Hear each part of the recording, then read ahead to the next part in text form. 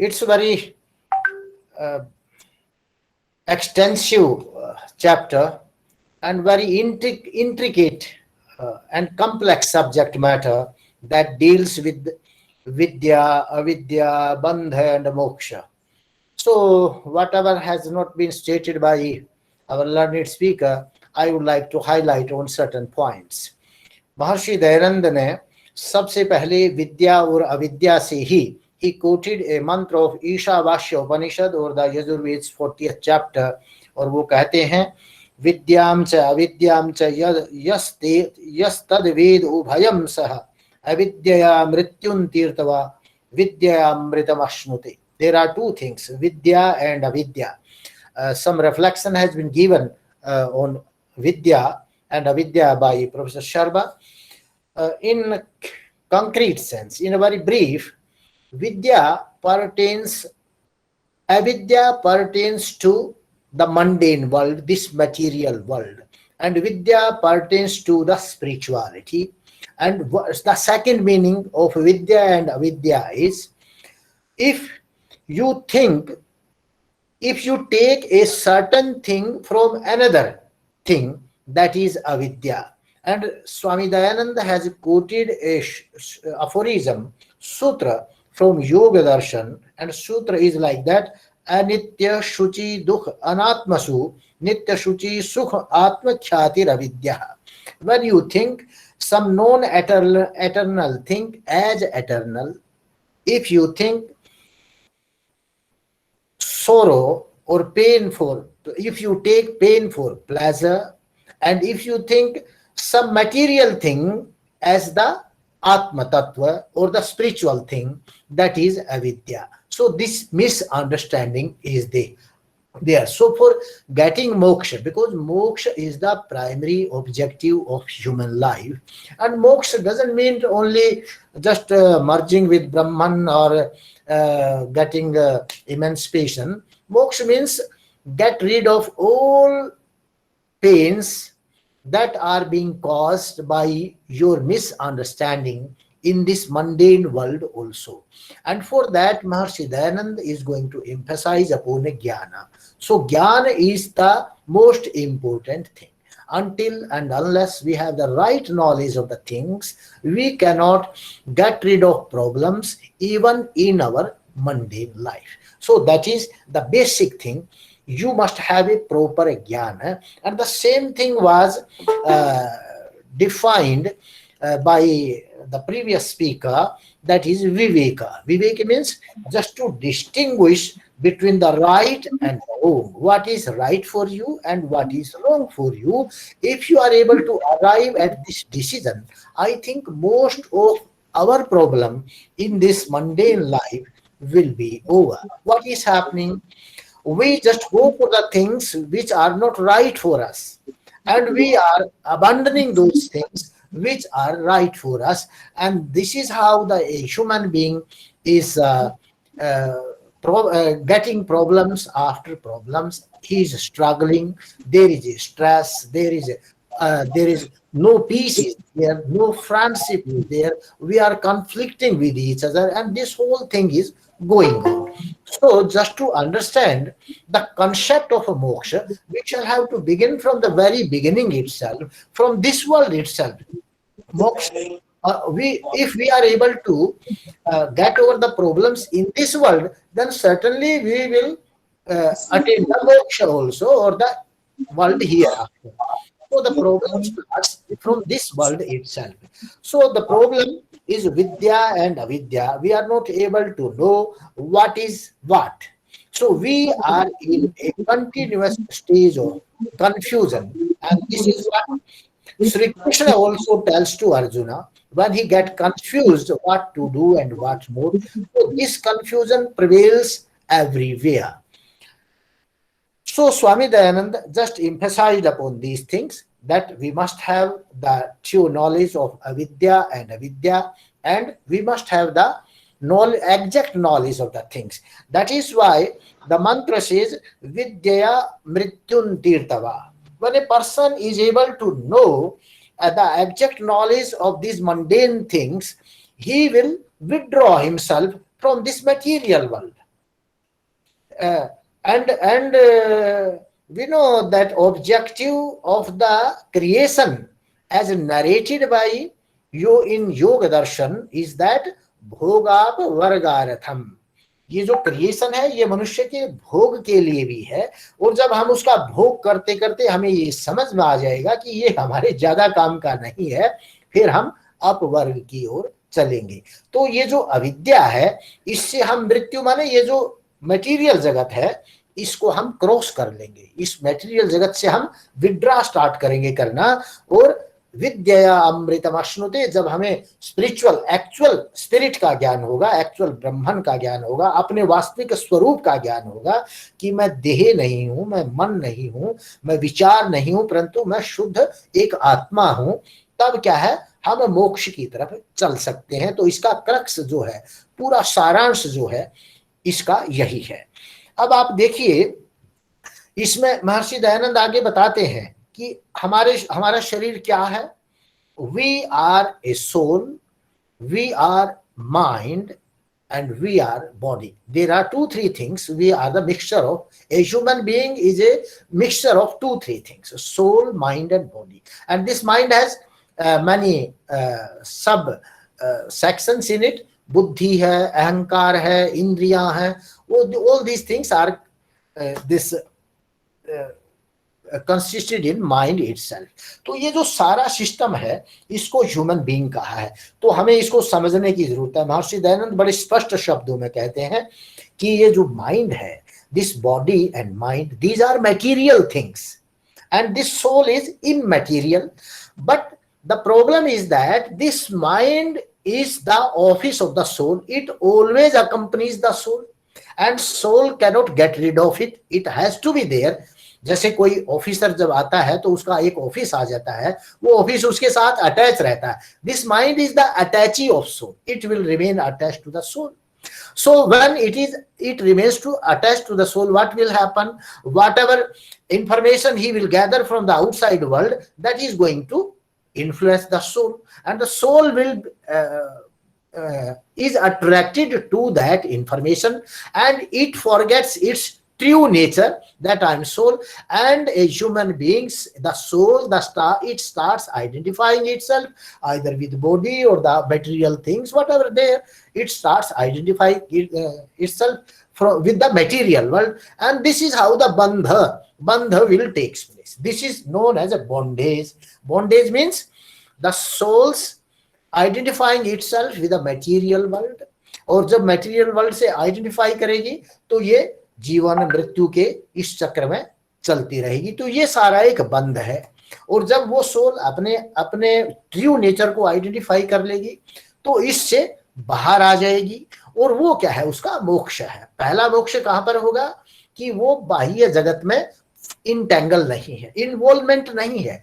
ये ठीक है, हम रहते हैं, हमारा मकान है, हमारे संबंधी हैं, रिश्तेदार हैं, सब हैं, परंतु हम उनको एक मित्रवत देखते हैं, उनसे प्यार भी करते हैं, परंतु हम उनको अपना नहीं मानेंगे। जो योगी है उसको अपना नहीं मानता, वो ये सब मानता है ये सब मेरे सहयोगी है, मेरे साथ है, तो उनसे प्यार भी करता है, परंतु उनपे अपना कोई पोजेसिवनेस नहीं दिखाता है।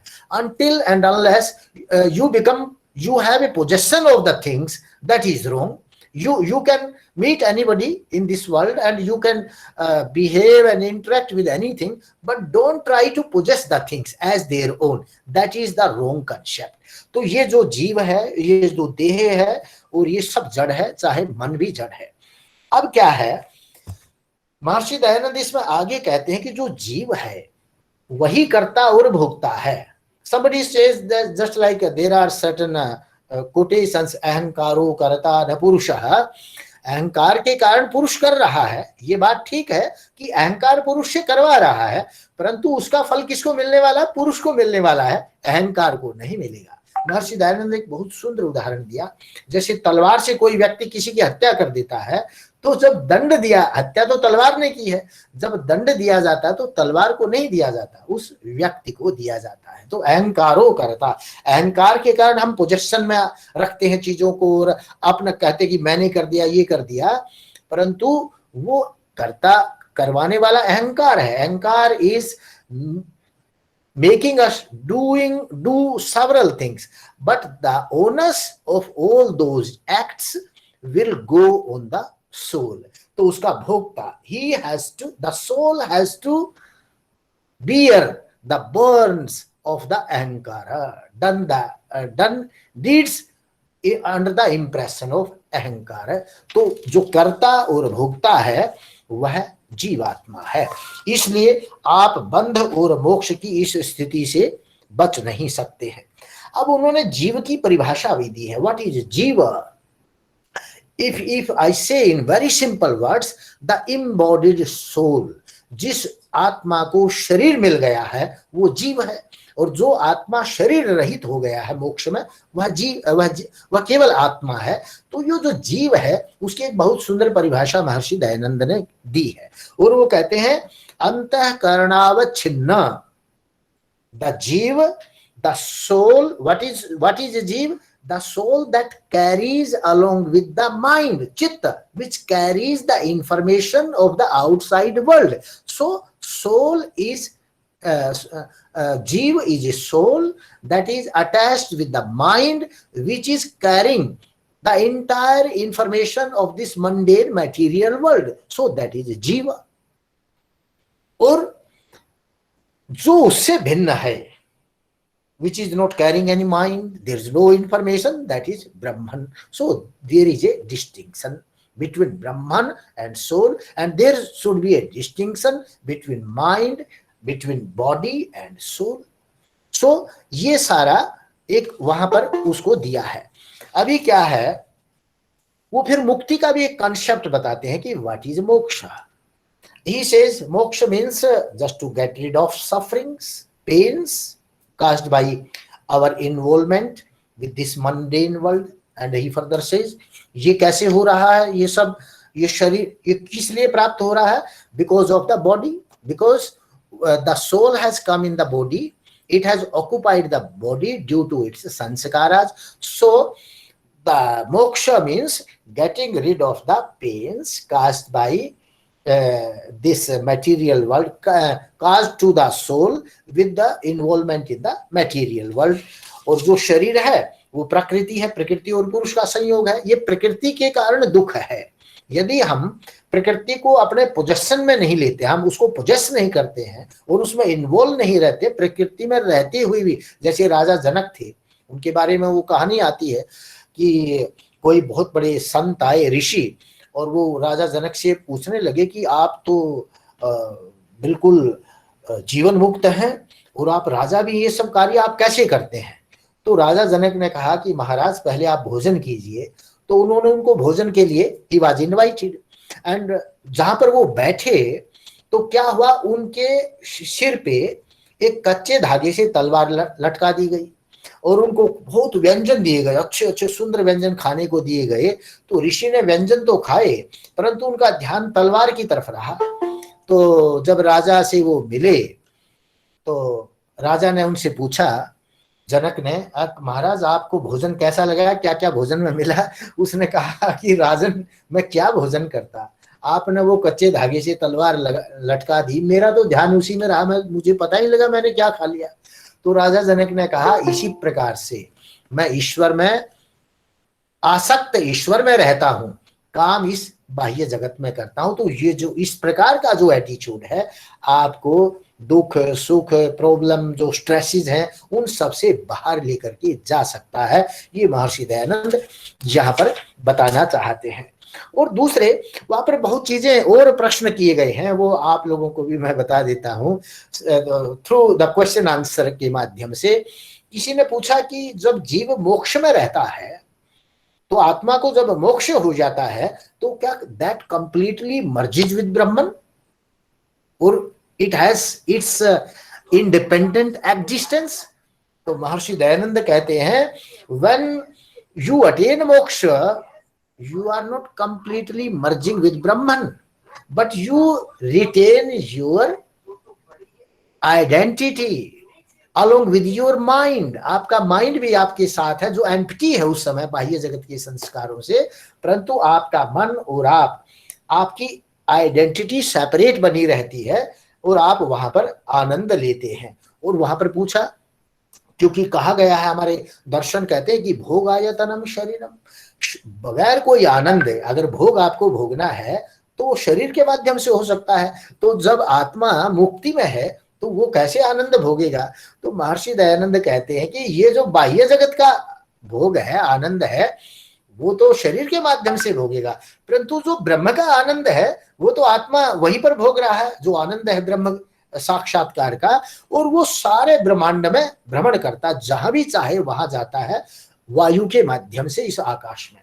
तो वहां पर वो उसकी आनंद की एक अनुभूति और स्थिति है। अब आगे बहुत अच्छा और वर्णन है, उसमें कुछ कोटेशंस भी Maharshi Dayanand has quoted certain texts, one from Vedanta Sharirika Bhashya, अभावम वादरीराह ईशेवम भावम जैमिनीर विकल्पानाम अनंतम द्वादश उभयम, means he is saying all these things. जब आत्मा उसमें मोक्ष में रहता है, या आत्मा जब इस शरीर से भी बाहर जाता है, तो उस समय उसके 3 शरीर हैं, जैसा कि आपने आनंद शर्मा जी ने भी कहा। उसके जो 3 शरीर हैं, वो एक तो स्थूल शरीर उसके साथ नहीं होता, एक सूक्ष्म शरीर भी रहता है, फिर उसके साथ एक कारण शरीर भी रहता है, उसको लिंग शरीर भी बोलते हैं।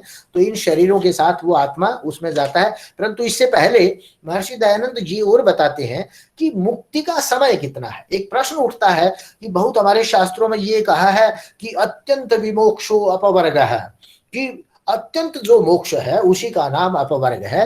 परंतु महर्षि दयानंद कहते हैं no, this is the wrong meaning of अत्यंत। अत्यंत मीन्स बहु, in multiple things also this atyant word can be used. So बहुत समय तक, for a long period, if you are in moksha, then these sentences mean like that. And one more thing, it's very practical. मान लीजिए आपने एक नई car खरीद ली है, and you are not using that car, you kept the car in the parking. What will happen? Slowly and slowly that car will start depreciating. मान लीजिए आपको ज्ञान हुआ और आपने उस ज्ञान का कभी प्रयोग नहीं किया, अपने सामान्य अवस्था में भी देखिए, जीवन में देखिए, तो व्हाट विल हैपन? आपका जो ज्ञान था, जब तक आप उसका प्रयोग नहीं करे तो डेप्रिशिएट होने लगता है। इसी प्रकार से जो मोक्ष का प्राणी है, जो मोक्ष का साधक है, जब वो मोक्ष में जाता है तो वो अपने ज्ञान का, और उसको तो उसकी आवश्यकता नहीं, वो तो अब आनंद में है, तो धीरे धीरे वहां भी डेप्रिशिएशन होता है, एंड ही साइकिल्स बैक। तो ये जो इस प्रकार के उपनिषदों में वाक्य है, न च पुनरावर्तति न च पुनरावर्तति, उन वाक्यों का यही अर्थ है कि इस सृष्टि के क्रम में, इस सृष्टि में उनका पुनरावर्तन नहीं होता है, परंतु जो नेक्स्ट सृष्टि का क्रम है उसमें तो वो आएगा, उस नेक्स्ट सृष्टि के क्रम में। और महर्षि दयानंद बड़े सुंदर शब्दों में बताते हैं कि सृष्टि का क्रम क्या है। अब इस सृष्टि का जो क्रम है वो सूर्य सिद्धांत इत्यादि ग्रंथों में लिखा, और उसी को महर्षि दयानंद ने बताया है। और उसके लिए उन्होंने भी एक व्यक्ति कितने समय तक सृष्टि में रहेगा, मुंडक उपनिषद का एक स्टेटमेंट कोट किया है, कथन कोट किया है। और मुंडक उपनिषद में लिखा है, ते ब्रह्मलोके है परांत काले परामृतात परिमुच्यन्ति सर्वे। जो जीवात्मा है, जब वह मोक्ष में जाता है, ब्रह्मलोक में रहता है, वही जो मोक्ष है ना, उसी को आनंद कहा है, उसी को ब्रह्मलोक कहा है, उसी को परम व्योम कहा, उसके अनेक नाम है। ऐसे एक ने प्रश्न भी किया था कि ये कैवल्य है, मोक्ष है, ये सभी उसी मोक्ष का अलग अलग नाम, उसी को अपवर्ग भी कहा है, उसी को मोक्ष भी कहा है, उसी को कैवल्य। These are several names, the same moksha has been described by several names. Kaivalya means just to be alone, not in the company of this material world, not in the company of body. So moksha bhi just to get rid of the suffering caused by this material world. So all these things they point out to the same thing. अब इस मुंडकोपनिषद में एक प्रयोग, शब्द का प्रयोग हुआ, परांत काले। What is this प्रांत काल? तो उस प्रांत काल का महर्षि दयानंद ने अर्थ किया है महाकल्प। अब ये महाकल्प क्या है? सो ब्रह्मा की आयु, पूरे ब्रह्मांड की आयु, पिछले एक लेक्चर में प्रश्नकर्ता ने एक प्रश्न भी किया था कि ये जो सृष्टि संवत है क्या केवल इसी ब्रह्मांड, इसी पृथ्वी से संबंधित है, पूरे ब्रह्मांड से? तो जब हम ब्रह्मा की आयु बोलते हैं, ब्रह्मा की आयु के 100 वर्ष हैं, जैसे मनुष्य की आयु भी 100 वर्ष की होती है। वेदों में कहा ना, जीवम शरदः शतम शृणुयाम शरदः शतम, उसी प्रकार से पूरे ब्रह्मांड की भी आयु 100 वर्ष है।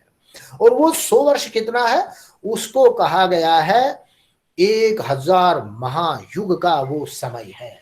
और ये अपने अशोक शर्मा जी ने बताया कि वो 36,000 की जो वो है चतुर्युगी का वो सिस्टम भी उसी के अनुसार उन्होंने कैलकुलेट किया है, क्योंकि एक कल्प का समय है 4 अरब 32 करोड़ वर्ष, means 4 billion years, 4.32 billion years. और 2 कल्प, when 2 kalps are added, that becomes 1 day. 1 kalp is equal to 1 day, and another 1 kalp makes 1 day and night. So total 1 day of Brahma is equal to 8 अरब, इसको बंद करेगा, 8 अरब 64 करोड़। तो उन दोनों को जब एक दिन ब्रह्मा का और एक दिन रात 8 अरब का है, तो उसको आप 30 दिन से गुना करेंगे तो वो 1 महीना हो जाएगा, उसको आप 360 से गुना करेंगे तो 1 वर्ष हो जाएगा, और उसको आप 100 से गुना करेंगे तो वो 100 वर्ष हो जाता है। और ये जो 100 वर्ष है, this is equal to 311 trillion years, करीब 31 संख वर्ष के बराबर है। तो महर्षि दयानंद कहते हैं इतने समय तक वो मोक्ष में रहेगा, परंतु उसके बाद जब नई सृष्टि रचना होगी तो वो लोग सब पुनः आ जाएंगे। तो ये मोक्ष का उन्होंने एक वहां पर काल भी बताया है। और एक बहुत अच्छी बात कही, देखिए जब व्यक्ति की स्थिति क्या है, वो जन्म और मृत्यु की स्थिति क्या है, इसको समझने के लिए अशोक शर्मा जी ने भी हमें बताया, 5 कोशों की बात की। एक सबसे पहला है अन्नमय कोश, उसके बाद है प्राणमय कोश, फिर मनोमय कोश, विज्ञानमय कोश, और उसके बाद आनंदमय कोश है। ये 5 कोश हमारे शरीर में भी है। महर्षि दयानंद बताते हैं कि ये जो त्वचा है, जो सब भोजन अस्थि वगैरह है, ये जो खाना खाने से वृद्धि होती है शरीर की, अन्नमय कोश है। परंतु आप एक बात और समझें, ये जो पंचकोशीय सृष्टि है ये आपका फ्यूचर भी बताती है। यदि आप अन्नमय कोश में आनंदित रहते हैं, मतलब खाने पीने में इसी तमोभाव में आनंदित रहते हैं, तो आपकी सृष्टि भी अन्नमय लोकों में जाएगी, आप वृक्ष जीव जंतु इसी प्रकार से बनेंगे। ऐसा ही प्राणमय कोश है, शक्ति बढ़ाने में जो व्यक्ति लगा रहता है प्राण के माध्यम से और कोई ज्ञानार्जन कुछ नहीं करता, तो वो भी जो भारी भरकम प्राणी है वही बनता है। और फिर क्या है, पशु पक्षी ये सब पैदा होगा। उसके बाद मनोमय कोश है, आप अपनी इच्छाओं की पूर्ति, कामनाओं की इच्छा की पूर्ति में ही लगे रहेंगे, तब भी आप ऐसे प्राणी बनेंगे जो मतलब मनुष्य नहीं बन सकते, किसी लोअर स्पीसीज में आप चले जाएंगे। ऐसे ही विज्ञानमय कोश, जब आप बुद्धि का विवेक का प्रयोग करते रहेंगे और विवेक से अच्छे कार्य करते रहेंगे, तो आप मनुष्य, जो आपका मनुष्य का स्टेटस है, you will be able to maintain your status as a human being. और आप उससे भी अच्छा, जब आनंदमय लोक में समाधि के द्वारा ईश्वर साक्षात में सेल्फ आत्म साक्षात्कार में जो आनंद लेते हैं, वो आपको देवत्व की तरफ ले जाए रखेगा। तो ये आपकी स्टेजेस भी आपके विचार से चलेंगी। और ये तो he has already describe the 3 अवस्था, जागृत, स्वप्न और सुषुप्ति। जब जीव इस पूरे मटेरियल जगत के साथ इन्वॉल्व रहता है, ये उसकी जागृत अवस्था है। जितना उससे विड्रावल करता है वो उसकी सुषुप्ति, और बिल्कुल कंप्लीटली विड्रावल है तो वो उसका स्वप्न है। और जब उसका विड्रावल होके और वो ब्रह्म में समाहित होने लगता है तो वो उसकी तुरीय अवस्था है। तो ये सारा पूरा सिस्टम बताया गया है कि कैसे कैसे आप ये सब प्राप्त कर सकते हैं। दूसरा, ये षटक संपत्ति, और इसके बारे में जो हमारे विद्वान मित्र हैं उन्होंने सब इसके बारे में काफी बताया है हमें। और जीव के बारे में भी ये सब हमने बता दिया है कि वैराग्य है, उसका मुमुक्षुत्व है, उसके बगैर मोक्ष नहीं प्राप्त हो सकता। ईश्वर, जब आप में मोक्ष की इच्छा ही नहीं है तो आपको मोक्ष कैसे प्राप्त होगा। तो वही कहते हैं ना, जो जिसकी जैसा इच्छा है, जो भावना है वही होगा। कोई मोक्ष में जाना नहीं चाहता तो उसको कोई मोक्ष में नहीं ले जा सकता। जिसमें दृढ़ इच्छा है मोक्ष की, वही मोक्ष में जाएगा। और दृढ़ इच्छा किसको होगी? जिसको मोक्ष समझ में आ जाएगी कि मोक्ष है क्या चीज, मोक्ष क्या भला है। जब तक आप मोक्ष को नहीं समझेंगे, जैसे कि अशोक शर्मा जी ने कहा कि कोई सोचेगा भाई ये तो बड़ा भयानक स्थिति है, इतने अरबों वर्षों तक, ट्रिलियन ईयर्स तक पड़े रहेंगे ऐसे ही। तो जिसको मोक्ष समझ में नहीं आता वो मोक्ष में जा भी नहीं सकता है।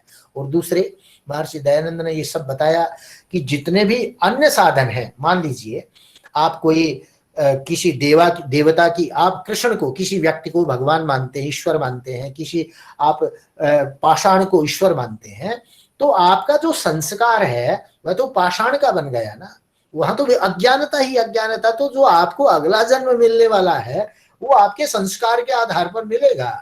आप ये मत सोचे कि उसमें इन्वॉल्वमेंट होने से, किसी व्यक्ति के साथ इन्वॉल्वमेंट होने से आप मोक्ष प्राप्त कर सकते हो। No, never, because that person, that human being or that stone or hill or whatever it is, it belongs to the material world. And so long as you are involved with the material world or the products of the material world, you will have no moksha and you will feel pleasure and pain, what howsoever devotee you are, आप कितनी भक्ति भावना रखें, परंतु आप उसी एक सामान्य व्यक्ति के जैसे हैं जो कि अन्य मैटेरियल साधनों में, इस भौतिक जगत में इन्वॉल्व है। वो किसी चीज में अन्य में इन्वॉल्व है, आप किसी माध्यम से दूसरी चीज में इन्वॉल्व है। Involvement is the same. So जो भक्ति है वह भी ज्ञान पूर्वक है, इसलिए ज्ञान का बड़ा महत्व है। रीते ज्ञानात न मुक्ति। अगर आपने भक्ति भी गलत की तो वो आपको, उससे कोई फायदा नहीं होने वाला, वो भी आपको दुख देगी। आप पीड़ित रहेंगे, स्ट्रेस में रहेंगे, आप कभी ईश्वर को गालियां देंगे, कभी उसकी प्रशंसा करेंगे, कुछ अच्छा मिल जाएगा। तो ये स्थिति बनी रहेगी। और इस स्थिति से जो छुटकारा है वो जो है ब्रह्मानंद वाला है, उसी में हो सकता है। और उसके लिए महर्षि दयानंद ने चार, जो महर्षि दयानंद ने पूरे शास्त्रीय परंपरा कहती है, श्रवण है, मनन है, निधिध्यासन है और साक्षात्कार है।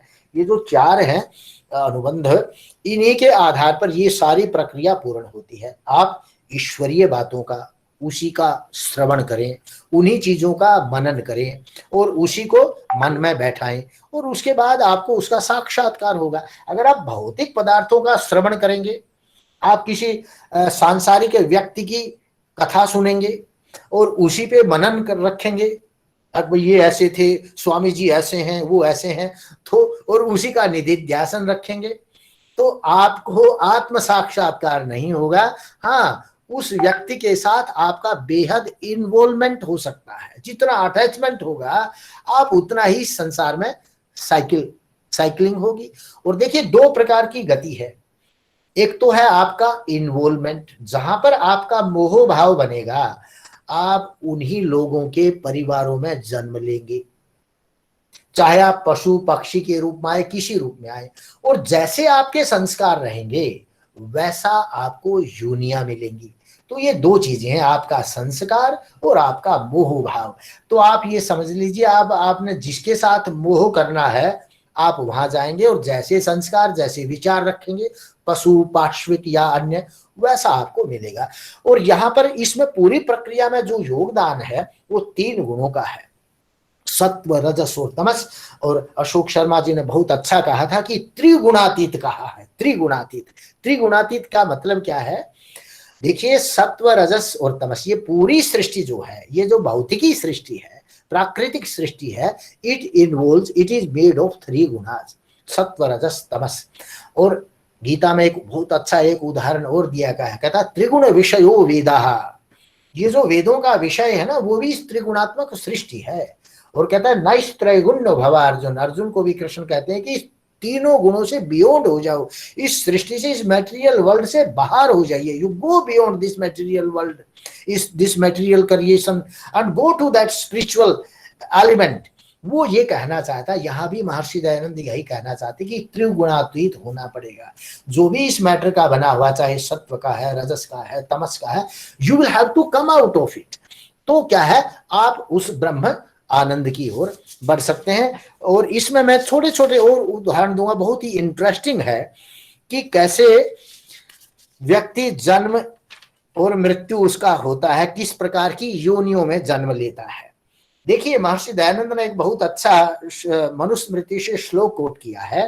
कहता है जो जो पाप कर्म शरीर से किए जाते हैं, ऐसे पाप कर्म वाले व्यक्ति they will become plants, trees, जो स्थावर हैं, जो वनस्पति हैं, वृक्ष इत्यादि की योनियों में पैदा होते हैं। और जो पाप कर्म आप अपनी वाणी से करते हैं, then you will become the birds, जो पक्षी हैं वो आप बनेंगे। और जो पाप कर्म आप अपने मस्तिष्क में करते हैं, आप देखिए डायरेक्टली किसी का नुकसान नहीं करे, परंतु आपके मस्तिष्क में दुर्भावना है किसी के लिए, किसी के प्रति आप अहिंसा कर रहे हैं, तो जो मस्तिष्क में what ever you have in your पाप unethical thoughts, immoral thoughts in your mind, that will help you to take birth as illiterate human being। कहता चंडाल आदि योनियों में जाएंगे, जो पढ़ना लिखना नहीं चाहते, जैसे मूर्ख व्यक्ति होता है ना, उसको पढ़ाई के बारे में समझ में नहीं आता, तो ऐसा वो मनुष्य बनता है। तो ये जो सत्व है, रजस है, तमस है, और आपका मनसा वाचा कर्मणा, जो बार बार शब्दों का महर्षि दयानंद प्रयोग करते हैं कि जो दुष्कर्मी लोग हैं उनकी वाणी में कुछ है, मनस्यन्यत वत्स्यन्यत कर्मण्यन्यत, ये जो है ये बड़ा महत्वपूर्ण है। अगर आपको अच्छा श्रेष्ठ जीवन जीना है तो आप ध्यान रखें कि कोई आप पाप कर्म शरीर से, वाणी से और मन से न हो, तब आपका मोक्ष की तो बात दूर, आप मनुष्य नहीं बन पाएंगे, मोक्ष तो बहुत दूर की बात है। वहां तो आप सोचिए ही मत कि आप मोक्ष में जा सकते हैं। At least try to retain your status as a human being. और आगे महर्षि दयानंद ने बहुत अच्छा कहा, और स्वर्ग और नरक की भी परिभाषा दी। व्हाट इज स्वर्ग? स्वर्ग क्या है? देवत्व की ओर जाना, मोक्ष की ओर जाना। और नरक क्या है? इन्हीं लोअर स्पीसीज में जाना। ये आपका स्वर्ग और नरक है। और आगे एक बहुत सुंदर और कहा है कि देखिए आप सात्विक व्यक्ति है ना, त्रिगुण में, you are a trigunatmak human being and you have a sattva dominant your nature. तो व्हाट विल हैपन? जो सात्विक मनुष्य हैं, सत्व, रजस और तमस, इनकी भी तीन तीन अवस्थाएं हैं। Lowest Tamas, middle, medium Tamas and the highest Tamas. Highest means better, much better tamas. Similarly, the lowest rajas, medium and the highest, lowest sattva, medium and the highest. And इनके अनुसार आपका भोजन, आपकी प्रवृत्ति, आपका विचार जो होगा उसके आधार पर भी आपको योनियां मिलती हैं. Just like if you are hovering at the lowest tamasic level, then you will be born as trees, as plants, as these small bacterias, these snakes, these fishes. Maharshi Dayananda says it. कच्छप पशु मृग जन्म को प्राप्त हो जाएंगे आप. अगर you have elevated yourself from tamas to the medium level, then what will happen? You will become just like elephant, horse, and all these bigger animal sizes. You will attain that yoni. And if you will retain some best quality of tamas, best quality is also there of tamas, then what will happen? You may become a human being, but just like charan hote na, jo who are going to praise the kings and just they earn money by doing the praises or doing eulogy of the kings and other human beings. So this type of human being you will be born. Similarly, if you are at the lowest level of tamas, rajoguna, then you will be born as a human being who will be doing manual labor. Means you don't have any intellectual power, but you will involve yourself for earning livelihood in the manual labor type of work. And similarly, the medium type of rajas is there. So if you have the medium type of rajas, at the level of medium type of rajas, you will become just like the defense personnel, army men, just like this lawyer, and all these administrative system, you will get. And if you have the high quality, if you are hovering at the high quality of rajas, then you will become Gandharva, just like dancer, music singer. So, and a very rich man, all these are at the higher level of rajas. And if you are at the lowest level of sattva, then you will become yati, sannyasi, Vedapati, and you will become engineers, inventors. You may invent even aeroplane, and you will become Jyotishi, you will become Purohit, the priest. It's the lowest level of sattva. And if you are at the medium level of sattva, what will happen? You will become a karmakandi, and you will have the knowledge of the Vedas, Veda Artha Veda, and you will be known as a scholar, and you will be known also as a technocrat. But if you are at the level of the highest level of sattva, then you will be at the level of divinity. So, and that level of divinity will help you to go further up. So this is how the whole system has been described in this chapter of Vidya, Avidya, Bandha and Moksa. So I think our time is going to over, and so many things have been stated by our previous speaker, who is a well experienced, very, I think, in age also, and in his experience. So we are just trying to sum up the entire Satyarth Prakash and the teachings of the Satyarth Prakash in the modern context. So this chapter is quite relevant even today, even in modern context, and this chapter will remain relevant for the in future also, in future times also, because these problems are always remain attached with the human being. This pain, pleasure, a human being tries to come out of all these things, and the only way, only the lighthouse just to show you the right path is Satyarth Prakash. It's various chapters.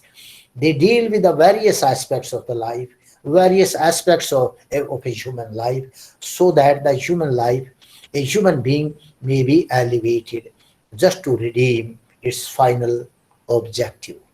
Thanks a lot.